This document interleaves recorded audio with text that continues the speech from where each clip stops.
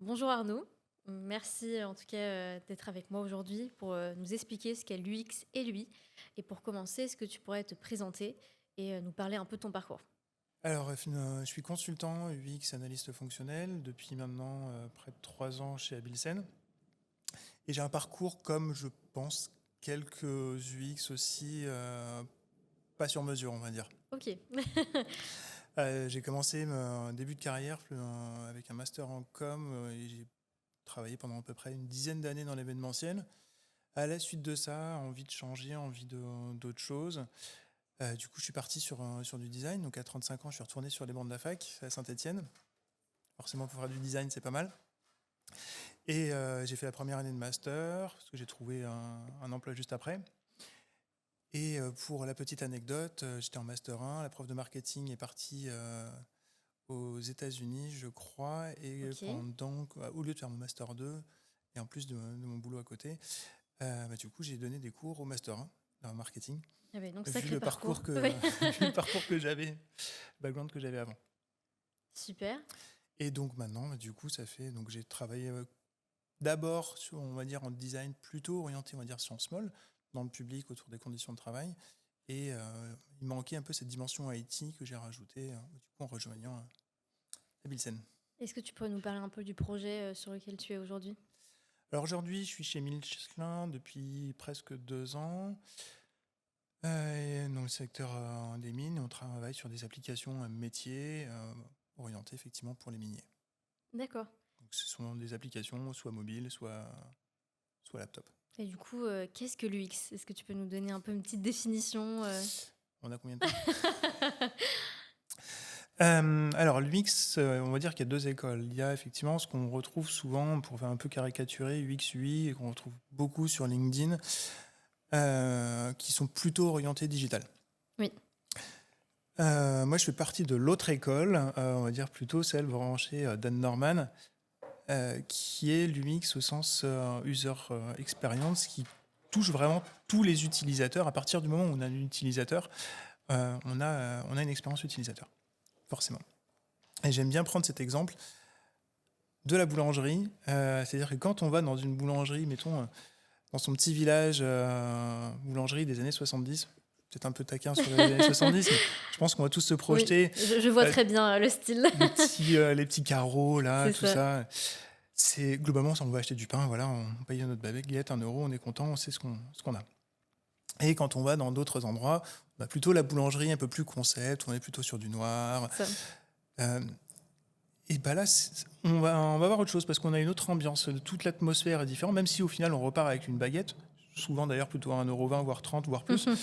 Euh, mais du coup, l'ambiance est complètement différente. Il y a quelque chose de plus enveloppant, même au niveau du corps, au niveau du ressenti. Et tout ça, ça va participer aussi à l'expérience utilisateur. Et je passe effectivement le fait que la personne en face de nous soit en jean, soit potentiellement avec quelque chose un peu plus marque, on va dire. Un vêtement un peu plus marque. Donc c'est Enfin, vraiment. marque au sens la boulangerie, hein. Oui, j'imagine. Du coup, c'est vraiment tous les éléments qui même nous entourent, en fait, qui Exactement, participent à ce développement de ce qu'on appelle l'UX, exactement. qui, du coup, si je ne me trompe pas, regroupe la partie esthétique, Oui, mais aussi la partie pratique aussi ouais. pour nos utilisateurs. Alors effectivement, l'UX, on va avoir la partie donc UX UI, on va avoir la partie expérience utilisateur, la partie UI que tu soulèves avec la partie graphique. D'accord. La différence qu'on va avoir, c'est que le premier UX, on va plutôt être sur la conception vraiment du produit. Alors quand je dis vraiment, c'est-à-dire qu'il va y avoir toute la partie analyse qui va être faite, ce qu'on va appeler l'UX Research. Là, il y a plein d'outils différents, qui soient sur du quantitatif, du qualitatif. Ça va nous permettre de construire dans les premières bases. Parfois même très rapide. Enfin, souvent, les hackathons, on voit qu'on fait du prototypage rapide. Enfin, il y a des choses qui se sortent en 3 jours qui sont Ah oui, magnifiques, mais qui sont prototypées. Donc, c'est fait avec un bout de ficelle et du carton et ça fonctionne très bien pour donner l'image de ce qu'on a envie de faire. d'accord. Après, effectivement, lui, c'est plutôt la partie un peu plus visuelle, beaucoup plus design produit. Si je caricature, un peu plus l'emballage. C'est-à-dire que d'un côté, on va avoir vraiment la conception, ce qu'on veut donner à voir, et puis l'autre va vraiment le mettre en forme, quoi. D'accord. Et tu parlais de l'UX Research. Est-ce Oui. que tu peux nous en parler un peu plus et peut-être faire un parallèle avec le projet que tu Ouais. fais aujourd'hui? Alors, l'UX Research, c'est vraiment toute la partie où on va prendre le temps avec les utilisateurs d'aller à leur rencontre. Alors, soit effectivement d'aller à leur rencontre pour les questionner. Donc là, on va pouvoir faire des interviews, aller à leur rencontre même dans la rue. Si on a des projets qui sont plutôt orientés Ah oui. B2C, Mm. on a ce qu'on appelle de la guérilla, par exemple. Donc c'est plutôt presque en micro-trottoir. Ou alors, on va les regarder faire, manipuler une application, une expérience, comment ils entrent dans un magasin ou autre. Donc ça va être toute la partie quali. Et après, il y a aussi toute la partie data où on va récupérer soit des retours sur des supports qu'on peut avoir. Tiens, j'ai un problème ici, j'ai un problème là. Ou regarder avec d'autres outils qu'on va pouvoir appeler des heatmaps sur des applications. On va voir effectivement où est-ce que les utilisateurs vont, est-ce qu'ils vont bien cliquer là où on veut, Oui. ou à quel moment du coup ils partent aussi de l'application, Mm. pour essayer de comprendre le comportement qu'ils ont pour optimiser ce résultat, enfin cette expérience. Et du coup, lui, c'est vraiment la partie beaucoup plus design produit en tant que tel, où on va vraiment travailler vraiment je veux dire la recherche de la couleur optimale. D'accord. Et donc ça, on essaie de le faire autant que faire se peut. L'UX se fait au tout début, où on va vraiment aller chercher presque le pain, donc le point de douleur, ce qui ne fonctionne pas ou ce qui gratte chez notre client ou chez l'utilisateur. Et ensuite, on va essayer de mettre tout ça en forme, quoi. D'accord. Et est-ce que l'UX évolue aussi avec les tendances d'aujourd'hui? Je pense que c'est peut-être le cas, mais est-ce que quand vous commencez un projet, vous avez quand même un peu les bases, on va dire, de ce qui fonctionne le mieux en termes de couleurs? Par exemple, on voit que des couleurs comme du terracotta aujourd'hui sont omniprésentes. Est-ce que, enfin, au fil des années, on a un peu ce cahier des charges de ce qui fonctionne le mieux avant de commencer un projet? Alors, je pense que oui, il y a des tendances. Il y a des tendances, on va dire en UI, il y a des tendances. Il y a eu une grosse période du flat design. À un moment Mm. donné, il y a eu une autre période. Là, j'avoue que je suis plutôt sur des choses beaucoup plus simples, beaucoup plus flat, que sur des choses beaucoup plus catchy, enfin beaucoup plus, on va dire, catchy en termes de Mm. couleurs. Les sapins de Noël, c'est pas trop mon truc. Donc oui, effectivement, on a des tendances. Après, dans tous les cas, ce qui fait la base de l'UX, c'est souvent aussi la dimension ergo et cognitive. Ok. Donc on se base aussi beaucoup sur ce qui a été fait, sur des études scientifiques. Typiquement, on va dire en creux dans ta question, j'entends light mode, dark mode. Exactement. Après, j'ai envie de dire que tout va dépendre aussi du contexte d'utilisation. Tout à fait. Je ne vais pas dire effectivement, oui, il faut absolument aller sur du dark mode, il faut absolument aller sur du light mode. Non, il faut les deux. Ouais, j'avoue que j'ai une préférence effectivement pour l'un plus que pour l'autre. Mais en fonction des cas, effectivement, le light fonctionne très bien, le dark est plus optimisé pour d'autres. Typiquement, quand je vois les développeurs, je pense que s'ils bossaient que sur du light mode, ils auraient les yeux vraiment rouges en fin de journée. J'imagine. Donc c'est pour ça qu'effectivement, pour eux, typiquement, du dark, c'est clairement optimisé. Ok, d'accord. Et du coup, pour reprendre ton projet, par exemple, est-ce que toi, sur l'utilisation telle qu'elle et la cible visée, est-ce que tu avais du coup quelques tips où tu t'es dit, voilà, les guidelines à mettre en place pour pouvoir être optimum pour les UX research et savoir que ça va fonctionner par la suite? Alors, là sur le projet en cours, on a quelques retours effectivement d'utilisateurs, mais comme on est dans un secteur qui est assez compliqué, Oui, éclaté aux quatre coins du monde, les accès sont un peu difficiles, donc on a moins de relations avec nos clients.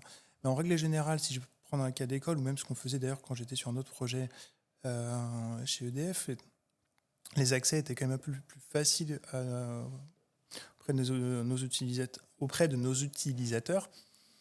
L'idée, c'est quand même de les consulter le plus souvent possible pour essayer d'avoir du feedback le plus rapidement possible et, si besoin, effectivement, ajuster les orientations que l'on prend. Globalement, quand on va bosser, enfin souvent en IT, c'est le cas, on va bosser en sprint. oui. Du coup, en fin de sprint, on va pouvoir présenter, dire voilà, on en est là, qu'est-ce que vous en pensez, quels sont vos retours, ça vous plaît pas. Honnêtement, moi je préfère qu'ils me disent, quand ils me disent ça me plaît, tant mieux, Mm. c'est chouette. quand ils vont me dire ça me plaît pas, là ça va m'intéresser, j'ai plus envie d'aller creuser et comprendre le pourquoi ça les intéresse pas, ou pourquoi ça fonctionne pas, ou pourquoi il y a un truc qui gratte, pour essayer d'ajuster au mieux et répondre plus à leurs besoins. Donc dans tous les cas, effectivement, plus on peut tester, mieux c'est. Et du coup, vous avez une phase de test aussi après le lancement du produit pour toujours l'améliorer. Tu restes en suivi à chaque fois de ce que tu lances en projet. Ça va dépendre après de la vie des projets, du management de projet. Idéalement, effectivement, c'est mieux de pouvoir toujours ajuster. Bon, après, on a souvent des premières versions, des deuxièmes, des troisièmes. Enfin, on le voit Sur les applications, oui. sur les applications. Je vois souvent, Régulièrement, ça c'est ça, bouge. je vois souvent mes applications, je dois encore les retélécharger Voilà. régulièrement. Ou alors, ça se fait tout seul. Ils te disent, bon, tiens, il y a Exactement. ça qui s'est mis à C'est jour. ça. Voilà, ça a été optimisé. Donc, effectivement, si ça a été optimisé, il y a plusieurs raisons. Soit, effectivement, parfois, eux, d'un point de vue technique, parce qu'il y a des éléments qui ont changé, ou parce qu'ils se sont rendus compte qu'il y a eu des bugs et autres, et à ce moment-là, ils optimisent. Ok. Et quel est ton outil de prédilection pour réaliser ces projets-là? Alors, mon outil de prédilection, aujourd'hui, au quotidien, pour reprendre un terme que j'ai entendu un jour, on ponce Figma. J'ai adoré ce terme, effectivement, parce que globalement, enfin, autant toi, dans ton métier, tu es plus sur du Word ou parfois ou des trucs dans le genre pour préparer des éléments. Nous, clairement, Je vois Fi- William, notre vidéaste, qui me fait non et non. C'est vrai que nous aussi, on est devenu Team Figma. et Grâce à voilà. notre graphiste Louis, que je cite, s'il regarde cette vidéo. Et donc, ouais, du coup, on est Figma à 300%. Ouais. Quasiment la prise de notes se fait sur Figma, sur FigJam, Après, il y a 2-3 trucs à côté, effectivement, un peu d'Excel de temps en temps pour faire un peu d'analyse de données. Et Enfin, 2-3 trucs, dans, mais... et dans ton parcours, tu as utilisé quel type d'outils? Est-ce que tu as pu voir une évolution dans les outils qu'on pouvait utiliser sur l'UX? Alors, au début, j'ai commencé avec, je sais plus lequel, c'était soit Axure, soit Balsamiq, il me semble que c'était Axure. Et assez rapidement, du coup, je suis passé sur Figma. Ok, Il y a eu un petit passage rapide sur XD, d'accord. parce qu'on avait des licences Adobe, donc du coup, Adapté, donc pourquoi pas. voilà, on l'a pris. Et puis maintenant, effectivement, je pense que Figma a pris pas mal de parts de marché et s'est bien imposé. Et du coup, c'est la plateforme où tu peux retrouver tous les éléments utiles pour pouvoir faire de l'UX. Alors, c'est une des plateformes. Après, effectivement, on va travailler avec des petits Des petits plugins. compléments, Typiquement, du matériel, du Unsplash qu'on a besoin pour aller chercher d'accord. quelques photos. Ou alors Leonardo, parfois aussi, pour aller chercher aussi un peu des images un peu différentes. Mais majoritairement, effectivement, Figma. Mes layers sont assez costauds. Et tu nous as donné l'exemple de la boulangerie tout Ouais, à l'heure, mais parce que c'est vrai que souvent quand on parle du X, on imagine des sites internet, des ouais. applications, comme on vient de dire, mais finalement toi tu as parlé de boulangerie, donc en fait on peut se dire que l'UX ne s'arrête pas simplement à internet, c'est qu'on peut le retrouver tous les L'UX, c'est jours et partout. même dans chaque élément du quotidien. L'UX, c'est partout. J'ai pris volontairement l'exemple de la boulangerie pour montrer effectivement que c'est tout sauf, enfin, ouais, tout sauf des applications presque. L'application étant juste une partie, la partie presque visible de l'iceberg. C'est une école, je crois, c'est le Stanford, qui a produit un petit guide plutôt orienté design thinking, mais qui reprend pas mal de choses effectivement sur la démarche UX, depuis, on va dire, l'UX recherche jusqu'au premier prototypage, et qui se fait en 1 heure. Et là où c'est génial, c'est que leur exemple est basé sur l'expérience de recevoir un cadeau et d'offrir un cadeau. D'accord. Donc ça montre effectivement qu'on peut vraiment, l'UX c'est vraiment partout, quoi. Ah, c'est un bel exemple. Donc, c'est recevoir, en fait, ça joue aussi un peu finalement sur les sentiments de se dire comment face à une telle utilisation, quel sentiment ça va venir chercher chez notre utilisateur pour aussi jauger cette UX UI. Enfin, tout à l'heure, effectivement, on en parlait, l'UX c'est vraiment basé sur l'ergonomie et les Mm. sciences cognitives. Donc effectivement, la dimension émotionnelle joue beaucoup. Il y a ce qu'on utilise aussi comme outil pour faire de l'analyse, pour faire nos audits. Il y a l'UEQ, User Experience Questionnaire, qui se fait très vite. C'est globalement des paires de mots. Et il faut dire, est-ce que c'est plutôt beau, est-ce que c'est pas beau, est-ce que c'est ennuyeux, est-ce que c'est pas ennuyeux. Mm. Donc, voilà, toutes ces paires de mots, je les ai plus toutes en tête, mais il y en a à peu près une vingtaine, euh, ont été soigneusement et scientifiquement pesées, D'accord. mais qui sont tout sauf techniques. D'accord. Oui. Et pour nous permettre d'analyser effectivement après nos outils. Et ça, après, il y a 3 grosses catégories qui ressortent. Est-ce que c'est plutôt hédonique? Est-ce que c'est plutôt effectivement liées sur de la performance et tout ça.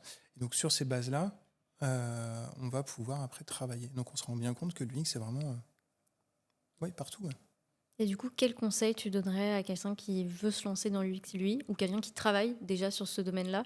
Quelles sont, on va dire, les bases pour pouvoir construire un projet? Alors, comme conseil, je lui dirais d'aller au musée. Et c'est pas une blague. D'aller au musée, de lire, de regarder des séries, des films. D'accord, ok. Et pourquoi? Parce que c'est ouvrir globalement le maximum au monde et essayer de créer des ponts, des parallèles où parfois c'est pas être le plus euh, qui paraissent complètement éloignés. Et pour ça, je trouve très bien, c'est ce qui est fait parfois dans le médical. Et D'accord. principalement autour de, je sais plus quel hôpital fait ça, mais il y en a beaucoup maintenant, mais surtout dans les urgences pédiatriques. Typiquement pour faire, si un enfant a un problème cérébral, pour faire entrer un enfant dans un IRM, c'est pas évident. Oui. Il y a énormément du coup d'imagerie médicale qui ont retravaillé complètement des salles dédiées pour les enfants, justement, où on rentre dans un univers. Et là, c'est comment tu vas pas faire un IRM, c'est un voyage. Et C'est les ça. gamins, ils sont refaits. C'est ça, c'est un parc Ils sont d'attraction. complètement refaits. C'est voilà, c'est un parc Ouais, d'attraction. je savais même pas, c'est une super idée, Et ça. voilà, et du coup, c'est en retravaillant sur cette expérience, du coup, les enfants sont complètement détendus. Mm. Et puis, bah, s'ils sont détendus, bah, les médecins aussi sont détendus. Oui. Parce que du coup, ils peuvent avoir C'est des ça, images beaucoup plus propres. exactement. Donc oui, c'est vraiment de regarder partout et de s'inspirer le maximum de ce qu'on voit. Si, il y a peut-être quelque chose qui pourrait être intéressant aussi. Et là, pour le coup, je vais peut-être mettre une petite casquette un peu RSE. Mais on le voit aussi beaucoup, même dans le domaine de l'architecture, c'est regarder ce que fait la nature. Essayer Ok. au maximum de regarder, de faire du biomimétisme. Il y a un bâtiment, je ne sais plus comment il s'appelle, en Chine. Je ne sais plus exactement où il est, donc je sais que c'est la tour de la télé, une tour de la télé. Globalement, il reprend une structure, il est un très gros bâtiment, il reprend une structure qui est une structure qu'on retrouve dans la nature, avec une... Je ne vais pas le décrire comme ça, mais globalement, voilà, une espèce de structure un peu alvéolée, et qui est très rigide, et pourtant le bâtiment est très haut, et il est très aérien, et c'est génial. Et c'est clairement du biomimétisme. Et on a toujours regardé la nature, ou on va dire c'est peut-être une tendance aussi très actuelle aujourd'hui? J'ai envie de dire qu'on l'a toujours regardé, j'espère. J'espère aussi. Non, mais j'espère, mais enfin, si on va au Japon aussi, encore un peu l'Asie, mais le Mm. Nichikansen, c'est clairement du biomimétisme avec Mm. ce musée comme ça, enfin ce museau, ce Oui. nez. Ça reprend, je crois, un oiseau, je ne sais plus lequel, mais Et du coup, on peut le retrouver sur les bâtiments, mais tu as aussi des exemples, d'autres exemples où on a un peu imité la nature dans notre utilisation. j'avais vu un projet du MIT sur des vêtements, Ok.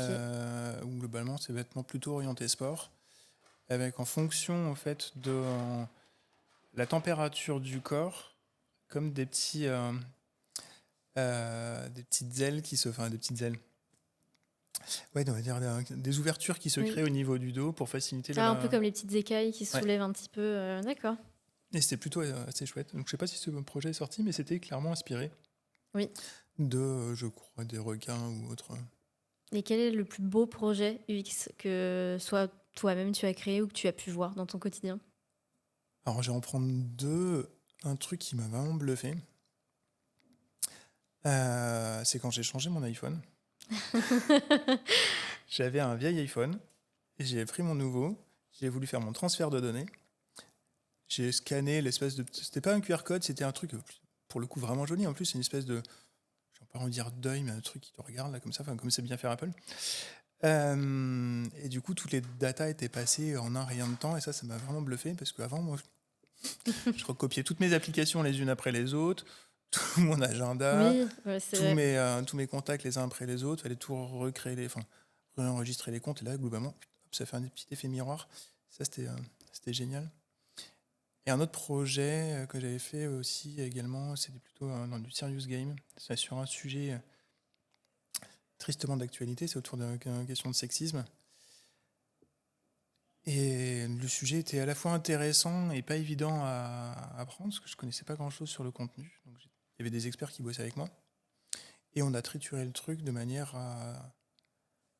à faire quelque chose qui fonctionne super bien, enfin je trouve. Et pour preuve, une collègue qui l'avait testé m'a dit mais ton truc ça m'a questionné pendant une semaine.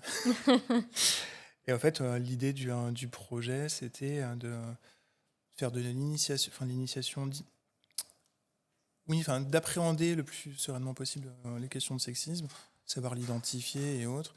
Et pour ça on a travaillé sur effectivement le reconnaître, euh, jusqu'à demander aux utilisateurs et aux joueurs de le faire. D'accord, Et là, du coup, c'était pourquoi le faire? Parce que si tu sais le reconnaître, c'est une chose, mais si tu sais le faire, tu sauras encore plus facilement le reconnaître. d'accord, très bien. Et du coup, c'était assez intéressant. Et on l'a fait pour adapter à toutes circonstances, parce qu'on l'a pris dans un milieu.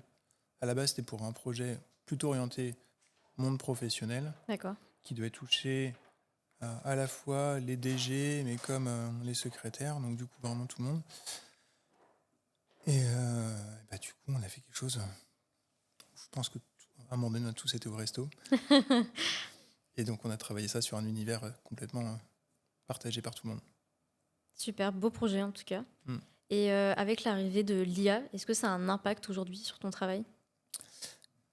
Oui, c'est un impact. Il y a des jours, effectivement, ça me questionne. J'imagine. Je l'utilise, mais pas en analyse. Je l'utilise D'accord. pour m'aider, soit pour créer des images, pour gagner du temps sur des recherches. J'ai testé quelques plugins qui étaient faits aussi sur Figma pour voir effectivement comment ça pouvait alimenter le travail. Il y a des choses qui étaient assez intéressantes.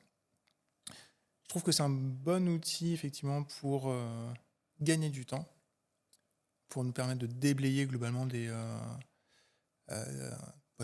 le terrain, Oui. nous inspirer. Mm. Par contre, en termes d'analyse,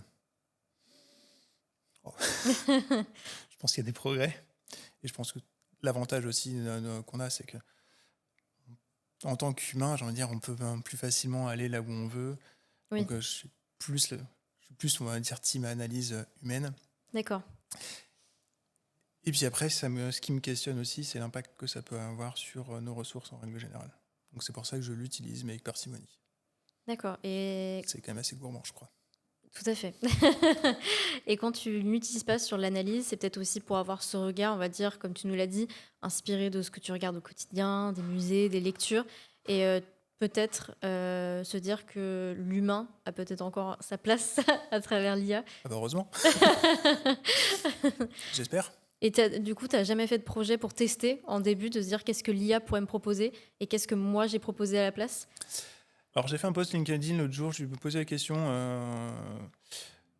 l'UX, globalement, enfin, je lui ai posé une question sur une analyse. Globalement, j'ai trouvé la réponse assez plate. Ouais. Et donc je me dis que oui, ça peut être intéressant parfois pour regarder un petit peu, c'est pour ça que je dis pour dégrossir, pour voir effectivement ce qui existe un peu sur le terrain, sur le marché, pour potentiellement nous donner quelques petites idées, mais après derrière, il faudra toujours pour moi qu'on rajoute une couche supplémentaire. Mm. Peut-être avoir toutes ces notions, parce que je pense que l'IA est rattachée à Internet, mais peut-être avoir ces notions de nature, comme on a parlé, et toujours être rattaché à son ça, je pense. Exactement. Et du coup, pour conclure, on a parlé de l'IA. Comment tu imagines le futur de l'UX? C'est une très bonne question. Et je pense que ça fera sûrement l'objet d'une prochaine rencontre. Avec plaisir. Je t'attends pour le deuxième épisode. En vrai, c'est une question que je me pose tous les jours et aujourd'hui, je ne sais pas comment, effectivement. Enfin, je pense que l'IA va pouvoir évoluer, notre métier, clairement, va évoluer.